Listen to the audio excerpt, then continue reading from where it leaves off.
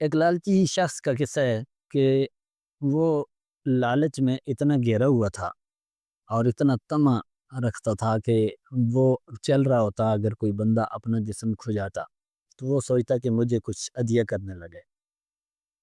اس کی لالچ کا یہ عالم تھا کہ وہ شخص اگر کہیں چلا ہوتا اور دو لوگ اگر سرگوشی کر رہے ہوتے تو وہ سوچتا کہ ایک دوسرے کو شاید یہ کہہ رہا ہے کہ میرے مرنے کے بعد میرا مال اسے دے دے۔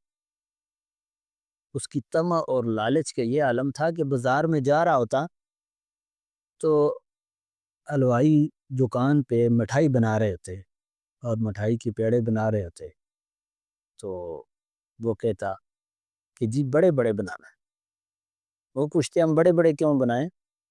تو کہتا کہ شاید کوئی خرید کے مجھے ہدیہ کر دے، مجھے کھلا دے۔ ہوا ایسا کہ کچھ لڑکوں نے اسے گھیر لیا اور اتنا گہرا کہ جان چھڑانی اس کے لیے مشکل ہو گئی۔ تو اس نے یہ کیا کہ ان لڑکوں سے کہا کہ عبداللہ بن سالم نام کے ایک شخص ہیں، وہ کچھ تقسیم کر رہے ہیں آگے اور شاید کچھ مل جائے تم کو۔ تو سارے لڑکے دوڑے اور بھاگے اور عبداللہ بن سالم کی طرف بھاگے، پیچھے پیچھے سے یہ بھی بھاگنا شروع ہوا اور عبداللہ بن سالم کے بعد لڑکے پہنچے تو یہ بھی پہنچ گئے۔ جب یہ وہاں پر پہنچا تو لڑکوں نے کہا کہ تو نے ہم سے غلط بات کی اور جھوٹ بولا۔ تو اس نے کہا میں نے تو جان چھڑانے کے لیے کہی تھی۔ تو انہوں نے کہا پھر خود کیوں بھاگے بھاگے آئے؟ تو اس نے کہا کہ مجھے لگا کہ شاید کچھ بانٹ رہے۔ تو طمع، لالچ بڑی عجیب چیز ہے۔ سخاوت اور چیز ہے، لالچ اور ہے۔ سخاوت کا بڑا عجیب واقعہ ہے کہ ایک کنواں تھا، وہ ایک یہودی کا تھا اور مسلمانوں کو پانی کی بڑی سختی تھی کہ حضرت عثمان رضی اللہ تعالیٰ عنہ نے جب دیکھا کہ مسلمانوں کو پانی کی ضرورت ہے اور پانی مل نہیں رہا ہے اور وہ یہودی بڑے مہنگے داموں دیتا ہے جس کو نہیں خرید سکتے مسلمان، تو انہوں نے جا کر اس کنویں کے لیے اس کے ساتھ بات کی اور کہا کہ تم کنواں مجھے بیچ دو۔ تو اس نے کہا میں بڑی انکم کماتا ہوں، بڑی یہاں سے مجھے بڑے پیسہ آتا ہے تو میں کیوں بیچ دوں؟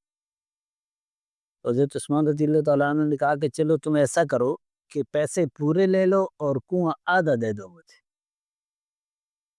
تو اس کو لالچ ہو گئی اور اس نے کیا کیا کہ جی، اس نے کہا ٹھیک ہے، اب کنویں کا سودا ہو گیا، پیسے پورے لے لیے اور کنواں آدھا دے دیا۔ تو حضرت عثمان رضی اللہ تعالیٰ عنہ نے کہا کہ جی ٹھیک ہے، اور مسلمانوں کے لیے آسانی ہو گئی اور پانی پینا آسان ہو گیا۔ تو اس نے یہ فیصلہ کیا، اس نے کہا ایک دن آپ پانی بھریں گے اور ایک دن ہم بھریں گے۔ یہ جس نے کنواں بیچا اس نے کہا۔ تو جو تھے حضرت عثمان رضی اللہ تعالیٰ عنہ، تو انہوں نے جو ان کا دن تھا اس میں انہوں نے اعلان کیا کہ جی مسلمان اور کفار جو ہیں وہ سب کے لیے پانی مفت ہے، فری ہے میرے دن میں، اور سارے بھر سکتے ہیں۔ اب لوگوں نے پانی اسی دن جس بھرنا شروع کی جس دن پانی مفت مل رہا تھا۔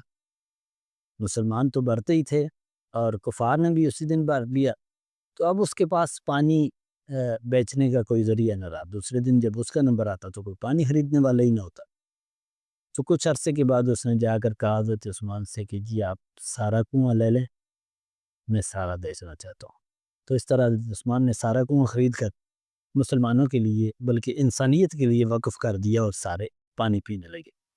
مال ایک ایسی چیز ہے، مال سے دنیا کی ہر چیز خریدی جا سکتی ہے، لیکن چند چیزیں ایسی ہیں کہ جو مال سے نہیں خریدی جا سکتی۔ جیسے کہ مال سے کتابیں تو خریدی جا سکتی ہیں لیکن علم نہیں خریدا جا سکتا۔ مال سے اینک تو بندہ خرید سکتا ہے لیکن بینائی نہیں خرید سکتا، اور مال سے بندہ نرم سا بستر تو خرید سکتا ہے لیکن میٹھی نیند نہیں خرید سکتا، اور مال سے بندہ خوشامند تو خرید سکتا ہے لیکن سچی محبت نہیں خرید سکتا۔ مال سے بندہ گھر میں نوکر تو خرید کے لا سکتا ہے لیکن بیٹا نہیں لا سکتا، اور مال سے بندہ خصاب تو خرید سکتا ہے لیکن شباب نہیں خرید سکتا۔ تو کچھ چیزیں ایسی ہیں کہ جو مال سے خریدی جا سکتی ہیں، لیکن کچھ چیزیں ایسی ہیں کہ جو اللہ کی نعمت ہیں اور ان کی قدر کرنی چاہیے۔ اللہ کے فضل سے ہی حاصل ہو سکتی ہیں، مال سے نہیں حاصل ہو سکتی۔ مال کے بغیر زندگی گزاری جا سکتی ہے، ممکن ہے، لیکن اللہ کے فضل کے بغیر اور اللہ کی دی ہوئی نعمتوں کے بغیر زندگی نہیں گزاری جا سکتی۔ اللہ پاک ہمیں شکر کرنی توفیق نصیب فرمائے۔ میرے چینل کو سبسکرائب کر دیں۔